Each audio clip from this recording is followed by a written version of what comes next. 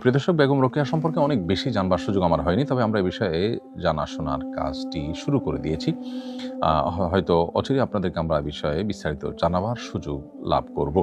তবে তার একটা বই থেকে আমি পাঠ করছি। তিনি তার এক বই লিখেছেন, আমাদিগকে অন্ধকারে রাখিবার জন্য পুরুষগণ ওই ধর্মগ্রন্থগুলিকে ঈশ্বরের আদেশপত্র বলিয়া প্রকাশ করিয়াছেন। পরের প্যারা তিনি আবার লিখেছেন, তবেই দেখিতেছেন এই ধর্মগ্রন্থগুলি পুরুষ রচিত বিধি ব্যবস্থা ভিন্ন আর কিছুই নহে। আরও অনেক কথা তিনি এখানে লিখেছেন, আমি সেগুলো আর কোট করতে যাচ্ছি না।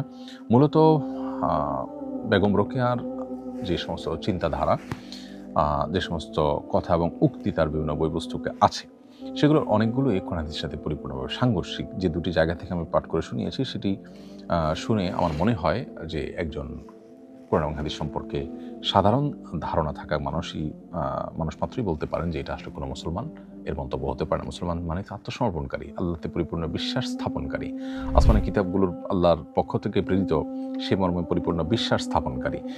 তিনি তার এই দ্বিতীয় পারার একটা পর্যায়ে বলেছেন যে মুনিদের বিধানে যে কথা শুনিতে পান, কোন স্ত্রী মুনির বিধানে হয়তো তাহার বিপরীত নিয়ম দেখিতে পাইতেন, কিন্তু স্ত্রী লোকদের সেরূপ যোগ্যতা কই যে মুনি ঋষি হইতে পারিতেন।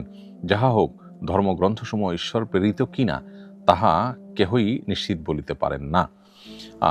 এই যে উক্তি, এই উক্তি আসলে আপনার ইমানের সাথে কখনো সঙ্গতিপূর্ণ হতে পারে না। তো তার বিষয়ে আরও বিস্তারিত মন্তব্য, বিশেষ করে কাফির মুরতাদ হওয়ার মতো মন্তব্য করার জন্য আরও পড়াশোনা করার প্রয়োজন, এবং এই বিষয়ে সংশ্লিষ্ট বিষয়ে যারা বিশেষজ্ঞ আছেন, ফতোয়া বিভাগগুলো আছে, তারা গবেষণা করে সুস্পষ্ট কোনো ফতোয়া প্রকাশ করবেন বলে আমি প্রত্যাশা করি দেশের বিজ্ঞ উলামা ইকরামের কাছে। কিন্তু আমার আলাপের অন্য একটা জায়গা আছে। একজন বিশ্ববিদ্যালয়ের শিক্ষক তার একটি মতামত ব্যক্ত করেছেন। একটি মতামত ব্যক্ত করার পর তার ব্যাপারে যে পরিমাণ নেগেটিভ মন্তব্য এবং তাকে যে পরিমাণ কোণঠাসা করা হচ্ছে, আমরা প্রায় সময় দেখি যে এর বিপরীতে, অর্থাৎ কোনো ধর্মীয় ব্যক্তিত্ব সম্পর্কে এরকম নেগেটিভ কোনো মন্তব্য যদি কেউ করেন, তাহলে সেক্ষেত্রে সেখানে আমাদের এই তথাকথিত সুশীলদেরকে দেখা যায় তারা মত প্রকাশের স্বাধীনতা হিসাবে সেটাকে দেখবার চেষ্টা করেন। তাহলে একজন বিশ্ববিদ্যালয়ের শিক্ষক তার একটি মত ব্যক্ত করেছেন, আপনি সেটা সাথে ডিবেট করেন বা সেটাকে অস্বীকার করেন, কিন্তু এর জন্য তার আপনি এক হাত নিচ্ছেন, তার 14 গোষ্ঠী উদ্ধার করছেন, এর কারণটা কি?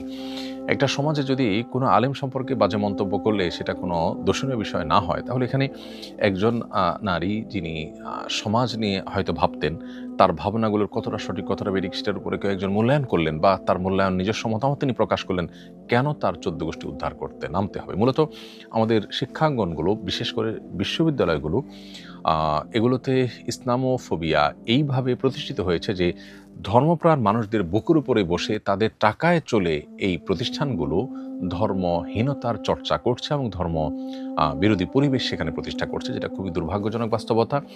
এবং এই দুর্ভাগ্যজনক অধ্যায়ের বিরুদ্ধে আমাদের কাজ করতে হবে এবং আমাদেরকে এখানে যথেষ্ট অবদান রাখবার সুযোগ আছে। এবং এই নতুন বাংলাদেশে অন্তত ইসলামোফোবিয়া কোনো অবস্থাতেই শিক্ষা প্রতিষ্ঠানগুলোতে থাকতে পারে না। আপনি বাংলাদেশের ভূখণ্ডে থেকে বাংলাদেশের মানুষের চিন্তা চেতনা আদর্শ পরিপন্থী কাজ করবেন, কেউ ধর্ম পালন করতে চাইলে, কেউ ধার্মিক হতে চাইলে তাকে কোণঠাসা করবেন, তার ব্যাপারে আপনি মত প্রকাশের কোনো স্বাধীনতা রাখবেন না, এই অবিচার কখনো মেনে নেওয়া যায় না। বিধায় এই শিক্ষক, যার ব্যাপারে এখন আপনার অনেক বেশি নেগেটিভ মন্তব্য এক শ্রেণীর মানুষ করছেন, আমরা দেখছি, আমাদের উচিত তার পাশে দাঁড়ানো এবং তার ব্যাপারে কোনো প্রকার অবিচার হলে সেটার বিরুদ্ধে প্রতিবাদ জানানো এবং তার সহযোগিতা করা, এই ব্যক্তির সহযোগিতা করা এবং তার এই মত প্রকাশের স্বাধীনতার পক্ষে কথা বলা, এটা আমাদের কর্তব্যের অংশ।